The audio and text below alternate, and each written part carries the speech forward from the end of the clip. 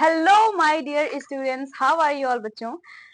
तो हम कंप्लीट कर चुके हैं क्वेश्चन नंबर 2 तक, यानी अब हम आगे कंटिन्यू करने जा रहे हैं अपनी एक्सरसाइज, जो कि अपनी एक्सरसाइज 2.5 है, क्लास 9th मैथ्स की। ठीक है, तो आज क्वेश्चन नंबर 3 स्टार्ट करते हैं।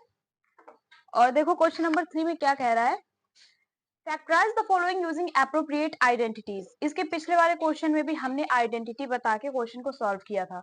अब इस क्वेश्चन में क्या आइडेंटिटी लग रही है, वो आइडेंटिटी लिखी है आपकी ये a प्लस बी का होल स्क्वायर। और जब हम इसे ओपन करते हैं तो इसका ओपन करने पर आता है a square plus 2ab plus B square. आ गया समझ में। इस आइडेंटिटी को ओपन करने पर आपको ये आता है और इसी फॉर्म में आपको इसको ले आना है। और जब आप इसको इस फॉर्म में ले आएंगे तो आपकी आइडेंटिटी के तहत आपकी जो ये क्वेश्चन दिया हुआ ये फैक्टराइज हो जाएगा। ठीक है, अब देखो यहाँ पे बात की जा रही है ए स्क्वायर की। के हिसाब से आपको इसको सॉल्व करना है। तो कैसे, देखो उसको हमने ओपन कर लिया। a प्लस बी का होल स्क्वायर होता है A square plus 2ab plus B square. अब हम इसको ओपन कैसे करेंगे, हमें इसको जो है ए स्क्वायर के फॉर्मेट में, ये आपका a है, ये आपका b है। इतना समझ में आया। ए स्क्वायर आपको यहाँ पे लाना है। ठीक है, तो सबसे पहले हम देखते हैं a क्या है अपना। यहाँ पे है अपना 9x स्क्वायर। तो अपना a क्या निकल के आएगा, 9 का ये जो मतलब किसका स्क्वायर 9 होता है, 3 का होता है। यहाँ पे x स्क्वायर है तो 1x आ जाएगा। ठीक है, तो a की वैल्यू जो आपकी आई है 3x आई है, क्योंकि जब आप 3x को 3x से मल्टीप्लाई करेंगे यानी 3x का जब स्क्वायर करेंगे तो 3 3 जा 9 और x स्क्वायर हो जाएगा।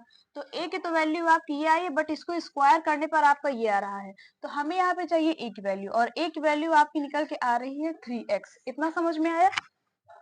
चलो a की वैल्यू तो निकाल ली हमने। तो a की वैल्यू अपनी निकल के आई है 3x। ठीक है, अब यहाँ पे हमें b का स्क्वायर निकालना है। b की वैल्यू है हमारी y, तो b स्क्वायर की जगह क्या हो जाएगा, y का स्क्वायर। इतना समझ में आया। a और b की वैल्यू पता ही चल चुकी है, a की वैल्यू 3x है और b की वैल्यू y है। आ गया समझ में।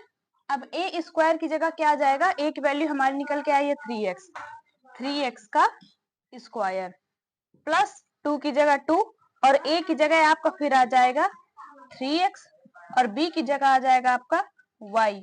फिर प्लस में b की जगह आ जाएगा आपका y, और b स्क्वायर है तो उसकी जगह हो जाएगा y स्क्वायर। ठीक है, ये आपकी निकल के आई है आइडेंटिटी। और जैसे कि मैंने आपको बताया कि आप इस चीज को इस फॉर्मेट में भी लिख सकते हैं, तो इसी चीज को हमने इस फॉर्मेट में निकाल लिया है। अब आप इसको इस फॉर्मेट में लिख दीजिए। a की वैल्यू अपनी क्या आई है, 3x आई है। b की वैल्यू क्या आई है, y आई है। 3x प्लस y का होल स्क्वायर आया है अपना। और मैंने आपको पिछली वाली जो क्वेश्चन नंबर 2 में आइडेंटिटी बताई थी वो कुछ ऐसे ही ओपन होके आ रही थी, तो उसको हम लिख सकते थे a plus b and a plus b. ठीक है, तो ये आपका निकल के आ जाएगा 3x plus Y, 3x plus Y, क्योंकि जब आप इन दोनों को मल्टीप्लाई करेंगे तो आपको यही आंसर निकल के आएगा। ठीक है, ये होगा आपका आंसर, यानी आइडेंटिटी के हिसाब से आपने इस क्वेश्चन को इनमें फैक्टराइज कर लिया और ये आपके फैक्टर्स। लेट्स सी, आज question number 2 is 4y square minus 4y plus 1। पिछले वाले क्वेश्चन में आपके सब में प्लस था। अब देखो इसमें क्या आइडेंटिटी लगने वाली है। इसमें जो आपकी आइडेंटिटी लगेगी वो लगेगी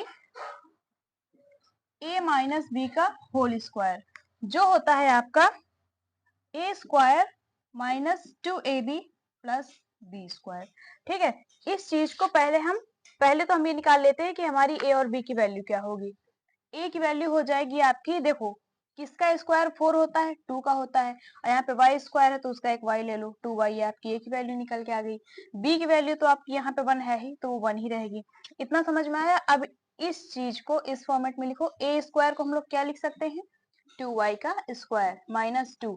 a की जगह हम लोग क्या लिख सकते हैं, 2y, और b की जगह 1 प्लस b की जगह 1 और उसका स्क्वायर। इतना समझ में आया। जब हमने इसको इस फॉर्मेट में निकाल लिया, अब हम इसको इस फॉर्मेट में लिख लेते हैं। a की वैल्यू जो आई है हमारी वो आई है 2y माइनस b की वैल्यू 1, इसका स्क्वायर। तो इसके जो फैक्टर्स निकल के आएंगे ये आपके आएंगे 2y माइनस का 1 एंड 2y माइनस का 1।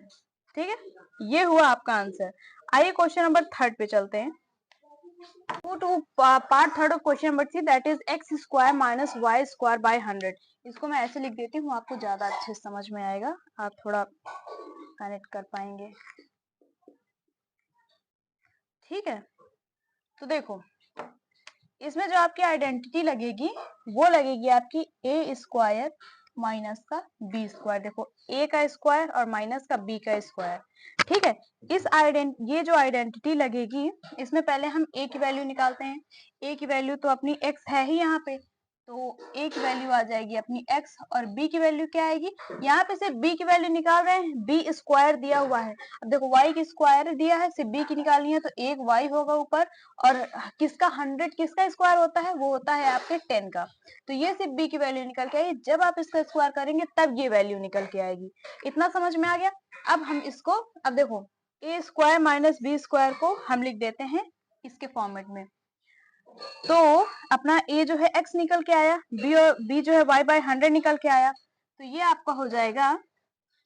और ए स्क्वायर माइनस बी स्क्वायर को हम जब ओपन करते हैं तो ये आपका आता है a minus b and a plus b, जब इसको आप ओपन करते हैं, यानी जब आप इन दोनों को मल्टीप्लाई करेंगे तो आपका यही आंसर आएगा।